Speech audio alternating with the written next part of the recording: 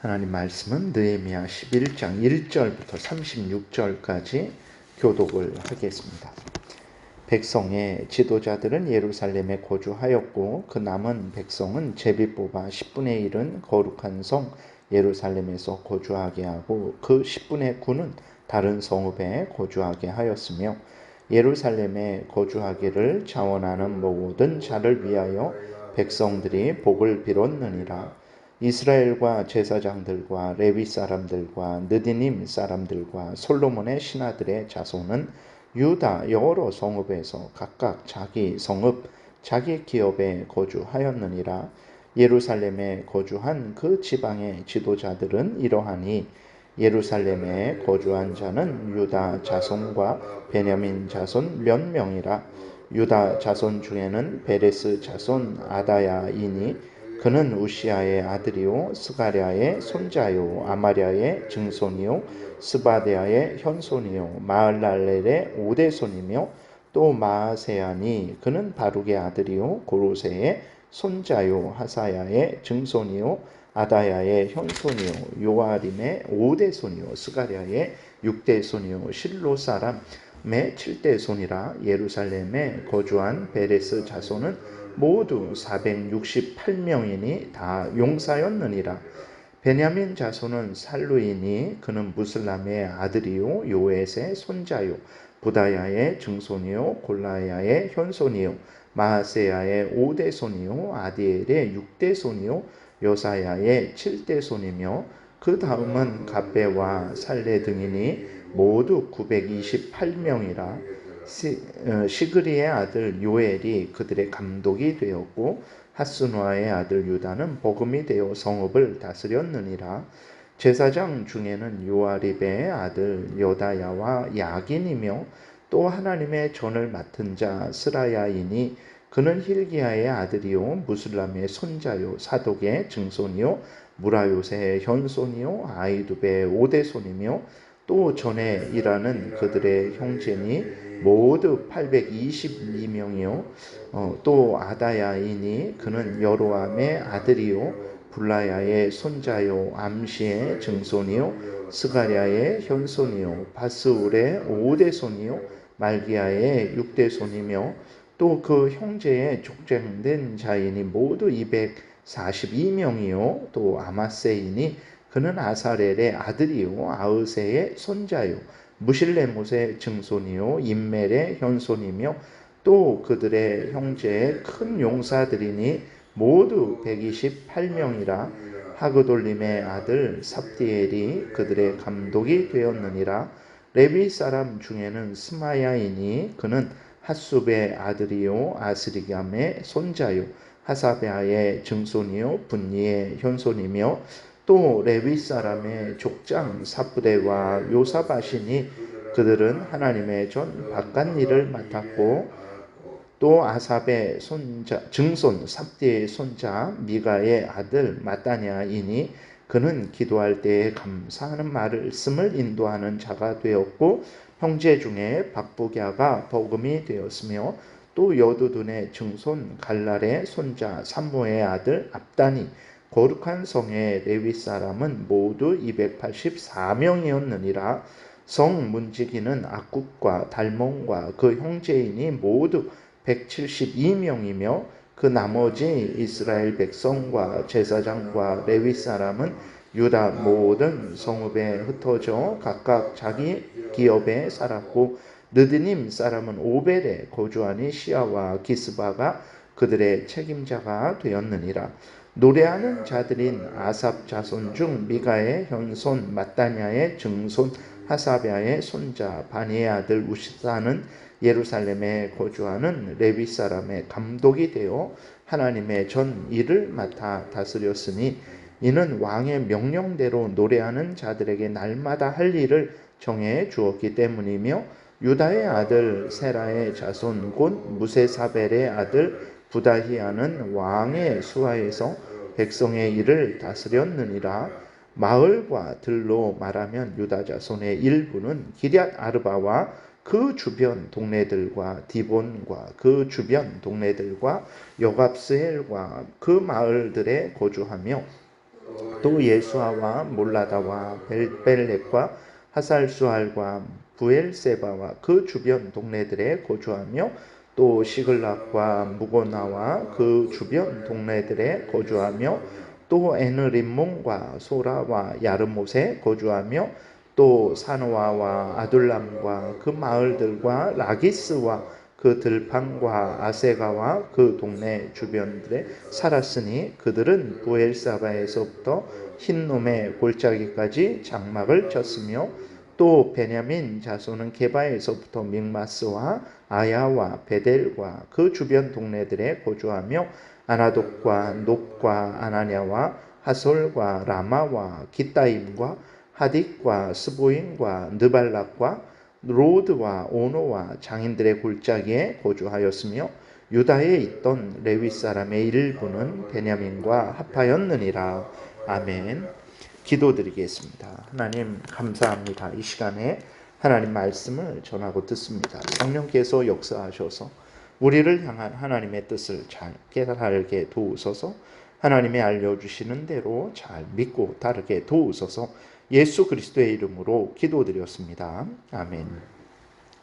예, 오늘 본문에서는 이제 이스라엘 백성들이 거주하는 내용이 기록되어 있는데 특별히 예루살렘에 거주하는 사람들의 명단이 아주 자세하게 기록이 되어 있습니다. 그러면 왜 예루살렘에 거주하는 것을 특별하게 여기고 명단까지 기록했는가 했을 때 하나님께서 구약의 이스라엘 백성들을 인도하실 때 그 핵심은 바로 예루살렘 성전이었습니다. 그러니까 성전을 통해서 하나님이 이스라엘 백성들과 함께 계심을 나타내셨어요. 그리고 성전을 통해서 하나님이 이스라엘 백성들과 교제하셨죠. 성전에서 제사를 드리게 했고 하나님은 또 그러한 이스라엘 백성들에게 은혜를 내려주셨습니다. 그러니까 성전은 하나님과 교제하는 곳이죠. 그리고 또 성전을 통해서 예수 그리스도를 증거하며 예수 그리스도의 오실 길을 준비케 하셨습니다. 이렇게 성전은 이스라엘 백성들에게 있어서 모든 것이었어요. 성전을 중심으로 해서 이스라엘 백성들이 이제 존재하게 된 거죠. 그렇기 때문에 이스라엘 백성들에게 있어서는 성전이 이제 제일 중요한 곳이었습니다. 그런데 대적들도 이것을 알고 있었어요. 그래서 예루살렘 성전만 공격하면 이스라엘 백성들을 흩어버릴 수 있을 것이다 라는 것을 그들은 이제 생각을 한 거죠. 그래서 대적들은 다른 데 거하는 이스라엘 백성들에 대해서는 그렇게 크게 신경 쓰지 않았고 어떻게 해서든 이제 예루살렘만 노리고 있었던 것입니다. 예루살렘을 어떻게든 쳐서 그 성전을 다시 허물어 버리고 이스라엘 백성들을 흩어지게 하려는 그러한 악한 생각을 가지고 있었어요. 근데 아직까지 오늘 본문에 있는 그러한 때까지 이 예루살렘의 성전이 있는 예루살렘의 상황은 아주 열악했습니다. 그러니까 이스라엘 백성들이 포로된 지 70년 만에 돌아와서 예루살렘 성전을 다시 재건을 한 거거든요. 그 이후로 80년이 지난 때가 오늘 본문인데 성전을 재건한 지 80년 동안 아무것도 이제 그 성전을 예루살렘에 있는 백성들을 보호해 줄 수 있는 게 없었어요. 그러니까 예루살렘의 어떤 그 집도 성도 다 완전히 갖추어지지 않았고 성벽도 이제서야 이렇게 완공이 된 것이거든요. 그러니까 예루살렘을 방어할 군대도 충분하지 않았고 그러니까 예루살렘은 아주 이러한 열악한 상황 속에 놓여 있었던 것입니다. 그런데도 불구하고 이제 하나님의 명령을 따라서 앞장서서 위험을 무릅쓰고 예루살렘을 지키겠다. 예루살렘 성전을 지키겠다라는 그러한 믿음을 가지고 목적을 가지고 이 이스라엘 백성들이 예루살렘에 이제 머문 것이거든요. 그렇기 때문에 하나님께서 예루살렘에 머물면서 하나님의 뜻이 이루어지는 가장 핵심적인 성전을 지키고자 하는 자들을 하나님께서 칭찬하시고 격려하시는 그러한 차원에서 예루살렘에 거주하는 자들을 이제 이스라엘 백성들이 서로 복을 준 것이고 그리고 그 명단을 이렇게 그 명수를 자세하게 기록을 했다라는 것을 우리가 생각을 해야 되는 것입니다. 이것은 오늘 우리들도 본받아야 되는 것입니다. 그러니까 예를 들어서 하나님께서 그 직분자들을 세우셨는데 그 직분자들은 직분자들의 목적에 맞게 이제 하나님 앞에서 항상 솔선수범을 해야 되는 것입니다. 그래서 오늘 본문의 1절에도 보게 되면 예루살렘에 거주한 사람들이 누구냐면 일단은 백성의 지도자들은 예루살렘에 거주했다. 그래서요. 백성의 지도자들, 앞에 선 자들은 자기들이 먼저 솔선수범해서 하나님의 성전을 지키고 보호하는 그 일들에 자기들이 먼저 이제 앞으로 나섰던 것입니다. 그리고 남은 백성들 중에서 이제 제비를 뽑은 거죠. 그래서 예루살렘에 이렇게 거주하는 사람들이 정해졌는데 이렇게 그 중에서 직분자들은 제비를 뽑지 않고 그들이 그냥 자원해서 그리고 또 의무적으로 예루살렘에 거했던 것입니다. 그러니까 오늘날의 그 직분자들은 항상 하나님 앞에서 솔선수범을 해야 됩니다. 어려운 일, 힘든 일 먼저 앞장서서 해야 되는 거예요. 이것이 직분자들을 세우신 목적입니다. 직분자들이 뒤로 물러난다면 그것은 스스로 직분자의 자격을 스스로 이렇게 버리는 것과 같다라는 것을 우리가 생각을 해야 되는 것입니다. 오늘 본문 1절에 보게 되면 백성들의 지도자들은 제비 뽑지 않고 그냥 예루살렘에 거주하는 그러한 의무였어요. 그 다음에 백성들 중에서 제비를 뽑아서 10분의 1은 예루살렘에 있고 또 나머지 10분의 9는 이제 또 자기들이 거주해야 될 그곳에 거주하게 되었던 것입니다. 그래서 또 제비를 뽑았다라는 것은 이게 우연한 것을 나타내는 것이 아니고 하나님이 행하시는 것을 나타내는 것입니다. 제비 뽑힌 자들은 운이 없다 이런 말 절대 하지 않았고 하나님이 나를 이제 그 예루살렘에 거주하게 했구나. 하나님이 나를 다른 곳에 거주하게 했구나라고 그들은 그렇게 분명하게 믿고 하나님이 인도하시는 대로 그렇게 행했던 거예요. 그래서 구약에서 제비 뽑는 것은 하나님의 뜻을 드러내는 데 사용했던 특별한 그 당시에 그 구약 때에만 사용되는 그러한 하나님이 역사하는 방식이었습니다. 그리고 또 다른 곳에 사는 백성들은 그러면 잘못된 것이냐? 절대로 그러지 않습니다. 중요한 것은 무엇이냐면 각자가 하나님이 인도하시는 대로 행하면 되는 거예요. 하나님께서 지도자들을 예루살렘에 거하게 하시고 또 제비 뽑아서 10분의 1은 예루살렘에 거하게 하시고 다른 백성들 10분의 9는 이제 다른 곳에 거하게 하실 때 하나님이 인도하신 대로 우리는 충성하면 되는 것입니다. 하나님이 나에게 맡겨주신 사명을 따라서 내가 해야 될 일들을 하면 되는 거예요. 중요한 것은 각자가 자기가 해야 될 일들을 하는 것입니다.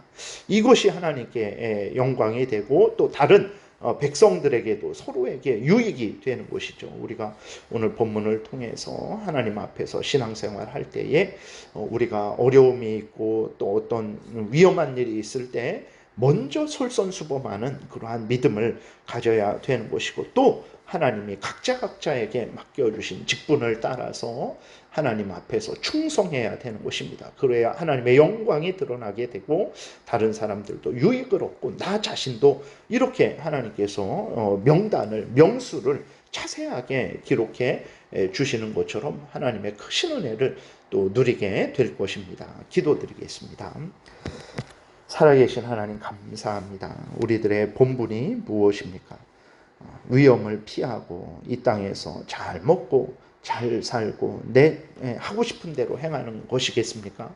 위험이 있을 때 있던 없던 하나님 그것이 하나님의 명령이라면 기꺼이 즐거이 따르는 복된 신앙생활 하게 도우소서. 내 사명을 온전히 감당하는 신앙생활 하게 도와주옵소서.